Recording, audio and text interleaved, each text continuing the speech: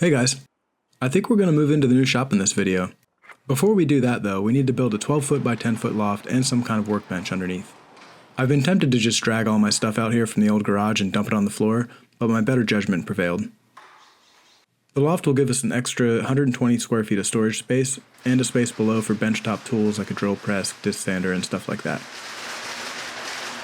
The plan has always been to put the loft in the back left corner, adjacent to the lift. The front corner post will go as close to the lift as possible, so it shouldn't really get in the way of working on cars.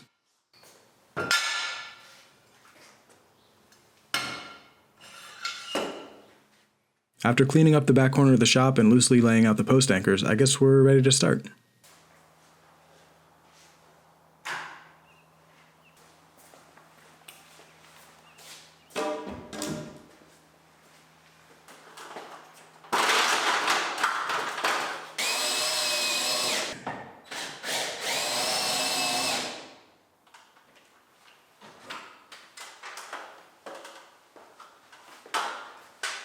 I think the easy way to get the beams up would be to attach them to the post and then lift the whole thing up as one unit with the help of some friends.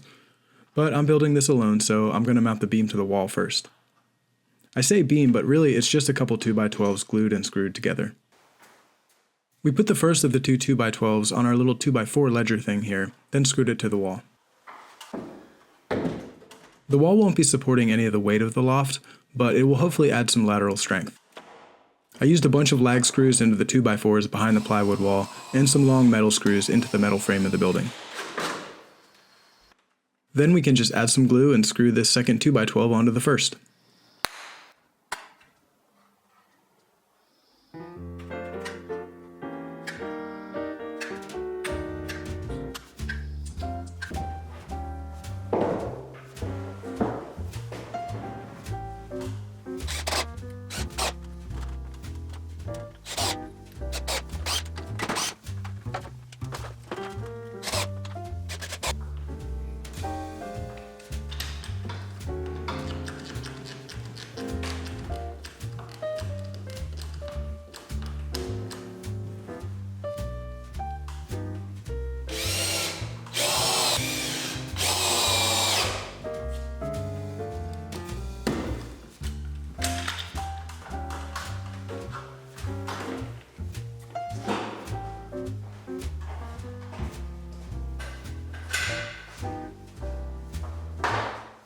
The post will be made from 6x6 dug fir straight from the reject pile at the lumberyard.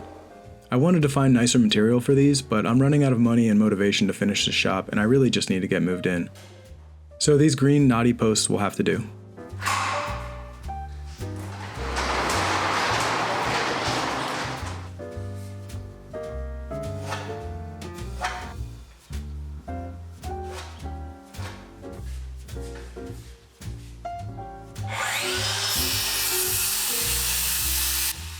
Working with wood is such a mess. After this loft is finished, I'm making it a personal goal to never do another wood project inside this shop again.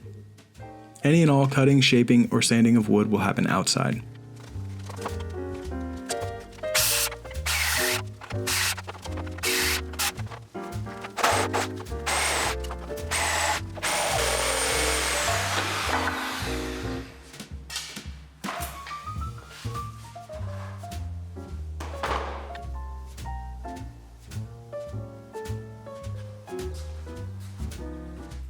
With the post cut to length and notched for the beam, we'll attempt to clean it up a bit.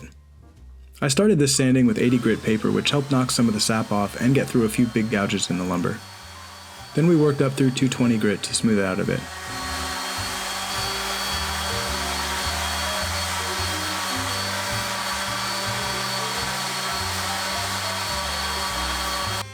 It still looks like sanded framing lumber, so we'll add this 1/4 inch radius to the corners.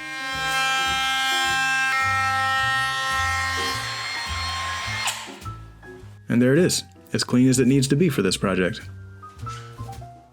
Over a decade ago, I had a job in a high-end furniture, cabinet, and drum shop, and learned more than I ever thought I would about making things out of wood.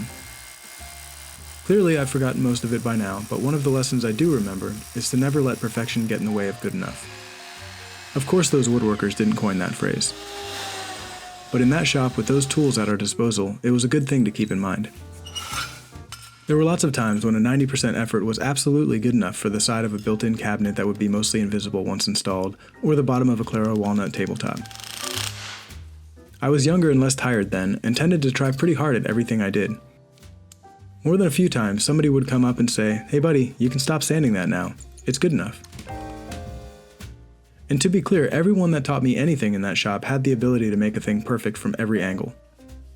But learning that aligning the desired outcome with the deadline and the reality of a given project helped me then, and it's helping me now as we approach the 1-year mark of building a relatively simple shop in my backyard.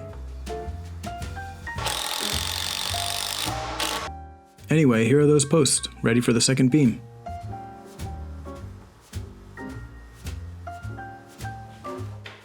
Using this method of notching the posts not only makes the post-to-beam connection stronger, but it also makes installing the beams an easy one-person job. Here we're just lifting one 2x10 at a time again, adding some glue, and screwing them together.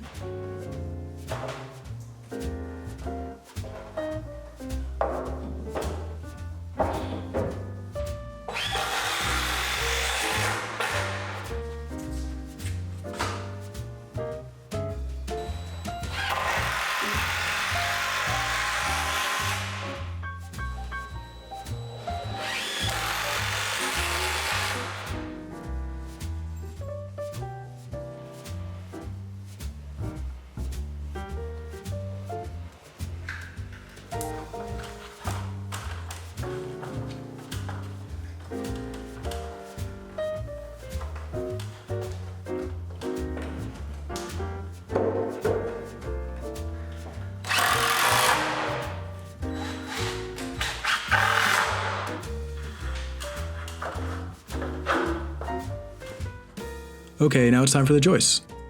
The span for these is just under 10 feet, so we're using 2x8 joists 16 inches apart. I think this should be overkill, and that seems good for something that will hold a bunch of heavy stuff above my head.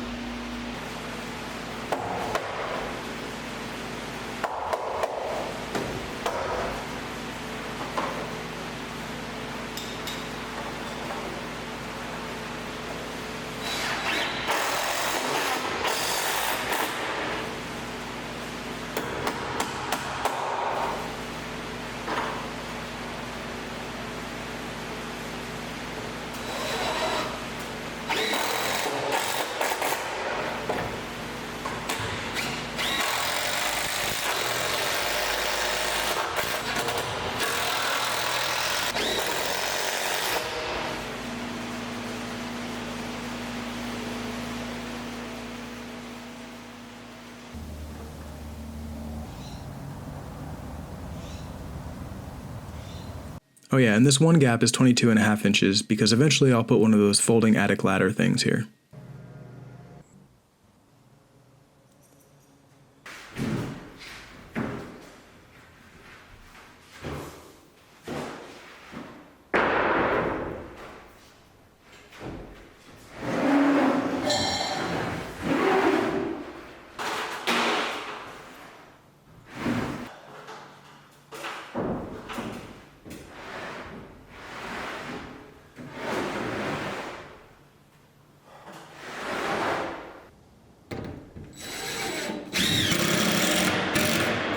The floor is just 3/4 inch OSB subfloor.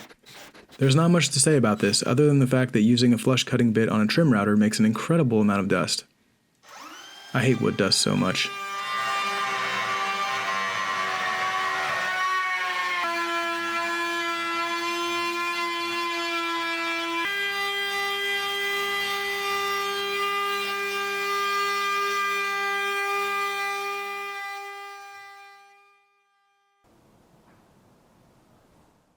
So there it is. An extra 120 square feet of storage.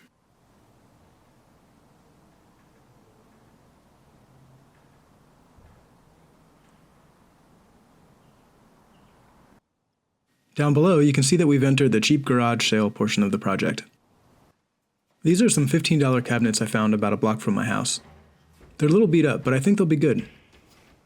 These will serve as a base for the workbench top and give me some much needed storage.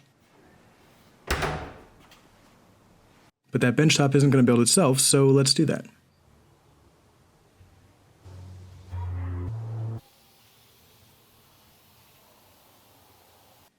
We put a little extra meat here for the vise. For the top, we'll use some 3/4 inch AC plywood. I've been scouring Marketplace for some big sheets of stainless to put on the top of this plywood, but I haven't had any luck. I don't love a plywood bench top, but now I can at least start using it and improve it later if needed.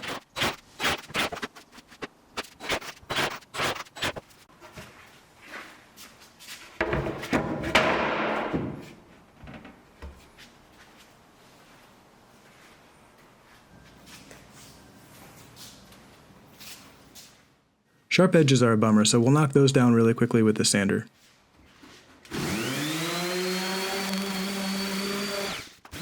Eventually, I may put an angled aluminum or steel edge on it, but for now, I just want to cut down on splinters.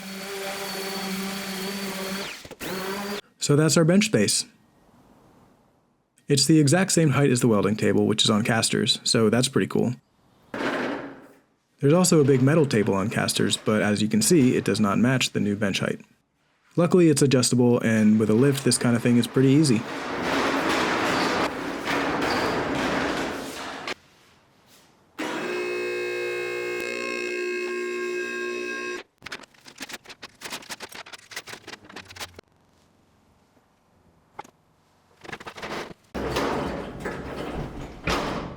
Nailed it.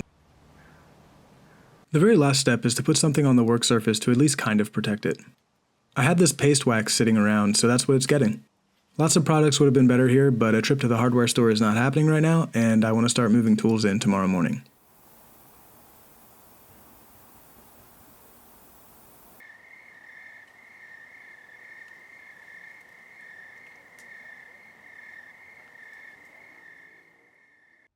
Okay, it's the next morning and I'm getting my steps in by moving in tools pretty much one at a time.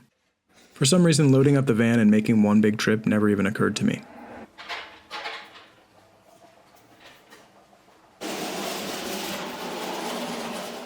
At any rate, we did it, guys. This is almost everything from my old garage moved into the new shop space. We've got the 20-ton shop press with a press brake, TIG welder, belt and disc sanders, tubing bender and notcher, bandsaw, drill press, engine hoist, and the 2-post lift. Of course, we'll eventually fill this space with way more tools and miscellaneous junk and projects, but the way this feels right now is giving me some much needed motivation to work on the projects that we already have. And that feels pretty good. Anyway, thanks for watching.